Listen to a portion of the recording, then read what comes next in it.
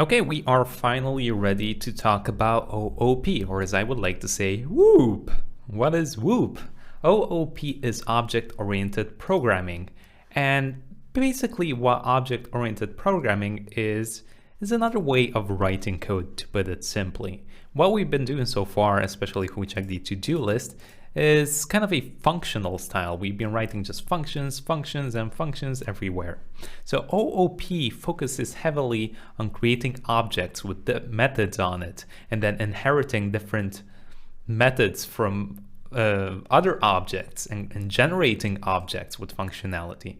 Okay, so it's mostly about just creating a bunch of objects and creating your app that way. So let's kind of jump into this and we'll explain kind of how things work in just a bit. So what I'm going to do for now is we're going to talk about a constructor function. So what a constructor function is, it's basically a function that will generate us an object. Okay, so for now, just follow along with me and then we'll discuss kind of what's happening. So I'm just going to create a normal function, okay, function, and I'm going to give a name to it. So let's say we want to generate a bunch of like to-dos, all right? Let's go back to this example to make it a bit more clear. So I'm just going to make one to-do. And as you can notice, this one is uppercase. So generally, you're going to see a lot when people create these constructor functions is they're going to name their functions with an uppercase. Now, that's not going to do anything internally, right? We can name a function like this, and it's just a function at the end of the day. But this is kind of the syntax, not the syntax, but kind of the style that people adapted when creating these constructor functions. So basically when you look at this, if it's uppercase, oh, okay, I know that's a constructor function. Okay, it's just an easy way to identify it.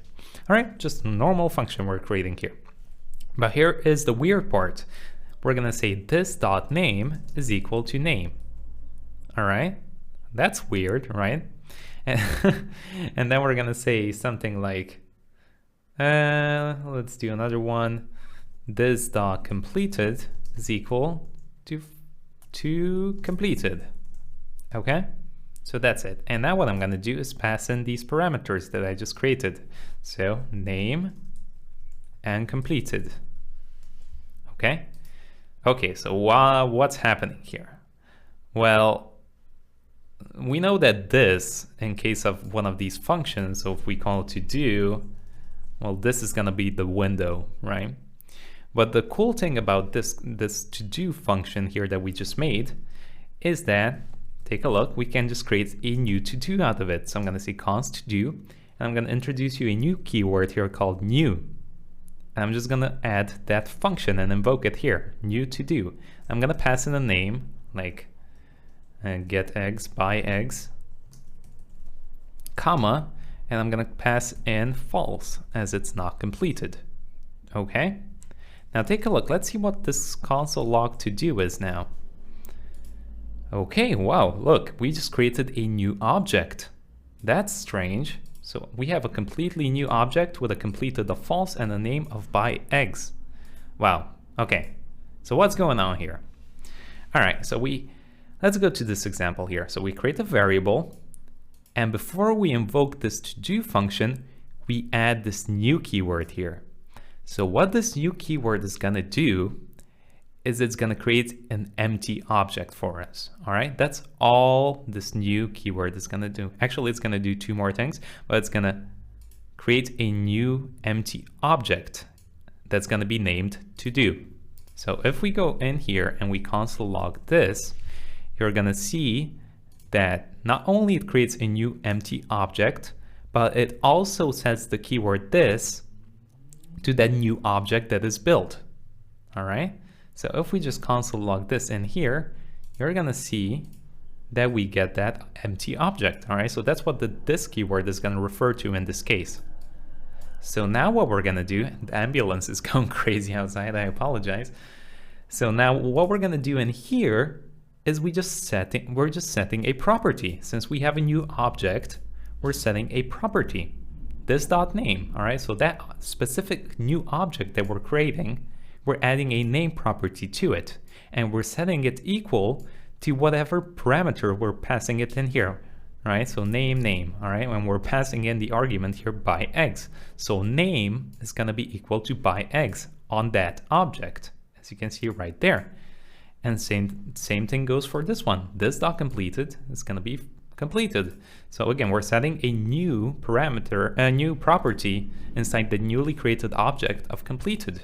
And we're setting it equal to whatever parameter, whatever argument we're adding in here. All right.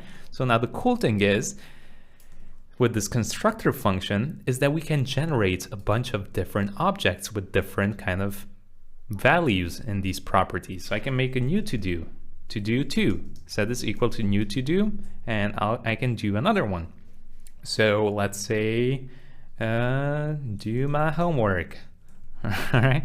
And of course this is set to false. So now we just created 2 new to-do items. I'm going to console log both of them out, and you're going to see that we have different values for all of them. So now you can imagine how we can build out an app kind of using these constructor functions rather than just creating a bunch of functions in random like this. We create a constructor function, and then we can generate new objects from it. And remember, we can also attach methods to this if we want. So maybe something like get this dot get to do, all right, or get to do name is going to be equal to a normal function. Okay. And in here, I can just say something like return this dot name. All right. So I'm returning the name of this. All right. Let's hit save. And let's go down here. So now what I can do, let's console log these out again. Take a look. Now we have attached a method to both of these objects. So whenever I want, actually let's just console log something out here to keep this simple. Console log this dot name. Like that. Okay, let's go back here. And let's just do to do dot, and we're gonna do get to do name.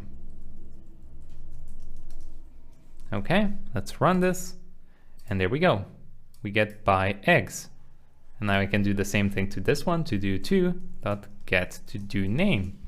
All right, so we're creating one kind of base function here or constructor that we can attach different properties and methods to it, and then just create instances of that. So we can create these objects out of it that inherit the properties. All right, so now take a look. That's what we have.